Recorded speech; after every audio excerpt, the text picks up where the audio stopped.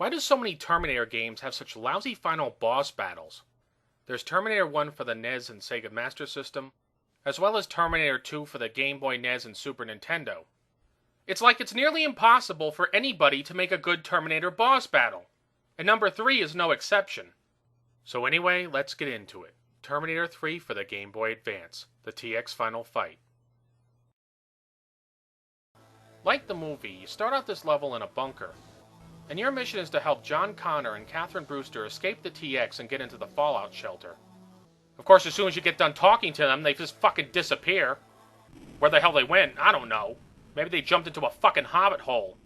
And Catherine Brewster looks like a fucking crack whore. Lovely. Needless to say, the graphics in this game look shittier than an open septic tank. But if the boss battle were decent, I could tolerate that. Alas, it isn't. Alright, so the T-Sex or the TX or whatever the fuck you want to call it shows up and the battle begins. Now get this. You cannot defeat her with the weapons that you currently have in your inventory. No, what you have to do is wait for a fucking rocket launcher to show up out of the blue and destroy her plasma cannon. And this rocket launcher doesn't appear right away. Oh no, so you better get some popcorn, bub, because you're going to be waiting here for a little while. In the meantime, though, you're completely vulnerable to her plasma cannon attacks. Right, because it's so fucking fair that I have to wait for my goddamn weapons, but she doesn't.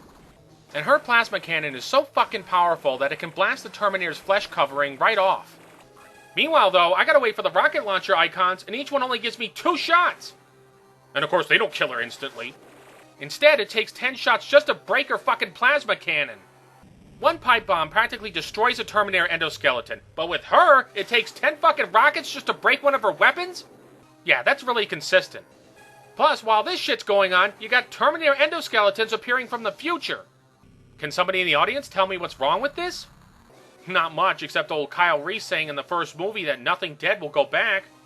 In other words, the Terminators need their flesh coverings to go back in time via the time displacement equipment. But I'm sure the game designers were like, oh, who gives a shit about the series canon? Let's just do whatever the fuck we want. Nobody's gonna care anyway. And maybe I could have let that mistake slide if the fucking Terminators actually did anything! You know, instead of just walking around like assholes. Great, so these enemies are completely worthless.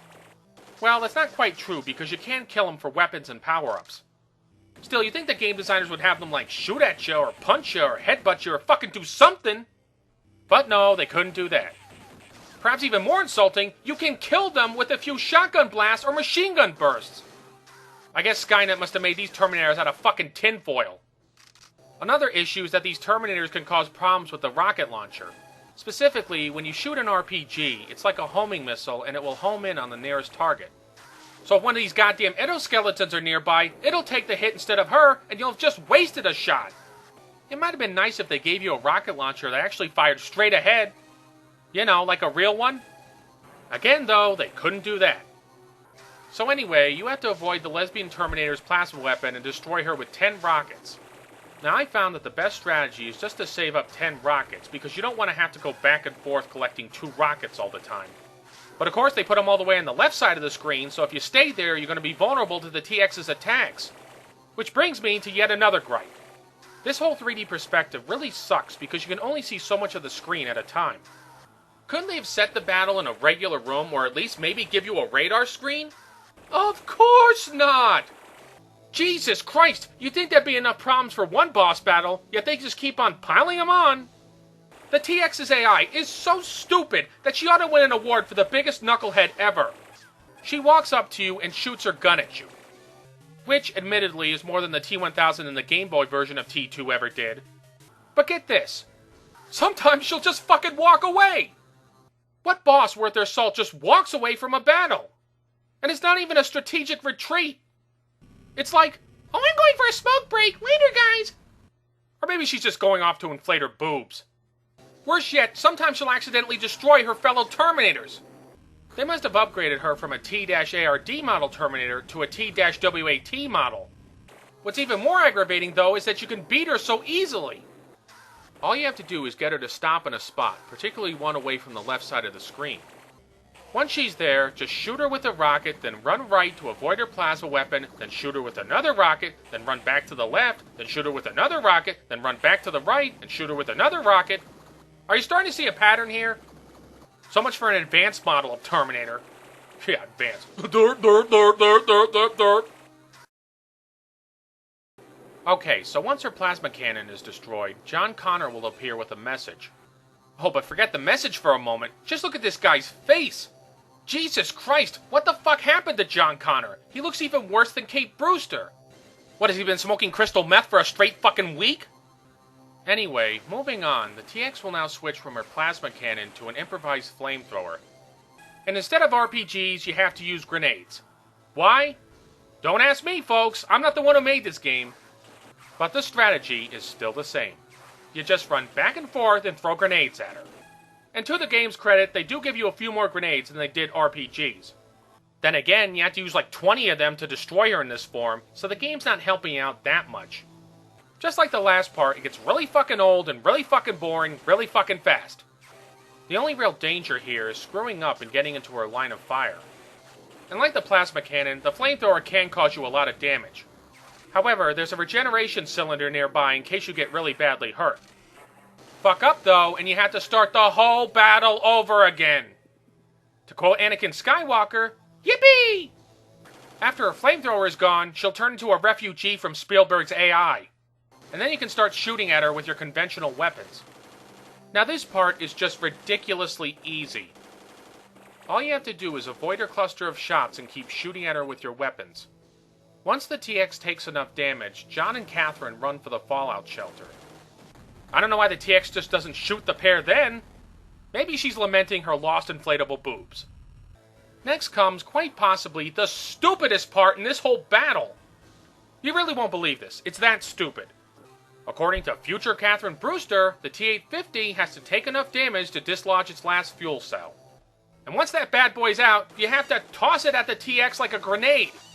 This was really fucking stupid in the movie, and it's even worse here! Destroying the Terminators in the first two films made a whole lot more sense. Here, though, you toss it at the TX and it nukes it. Alright, so the fuel cell can vaporize everything within a couple 100 feet. Then why the hell didn't it blow up when Sarah Connor crushed the first Terminator in the steel press? Or when the T-800 got dunked in molten steel in the second movie? A little consistency would be nice. Or maybe because it was a T-850 and Skynet was stupid enough to put too many H-bombs in it. Anyway, this last part is a little bit tricky. You have to get just damaged enough to loosen the cell, but not enough that you get killed. I found that the best strategy is just to take a bullet or two and then run away. Because if you try to take too many bullets, you'll probably end up losing a life. Actually, this is even stupider if you think about it. If the fuel cell is going to blow up and kill both of them anyway, then what does it matter if the T-850's killed? What sense does this make?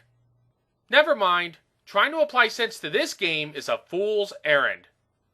Okay, so both machines blow up, and John and Catherine are saved, and then you get the ending.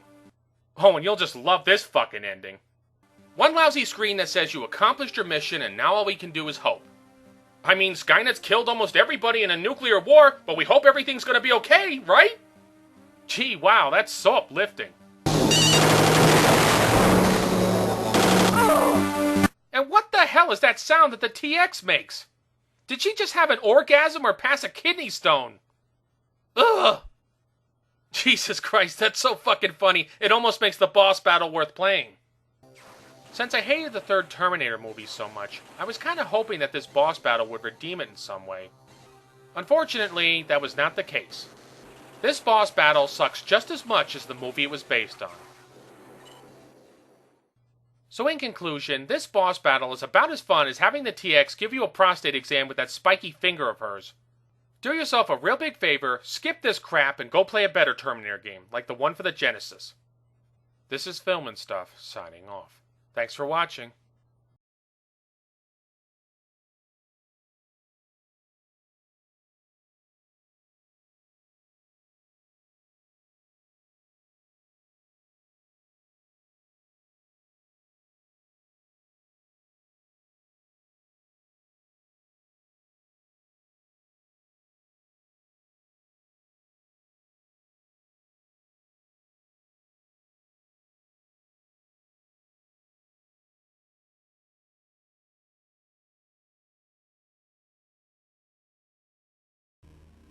They must have upgraded her from a T-ARD model Terminator to a T-WAT model.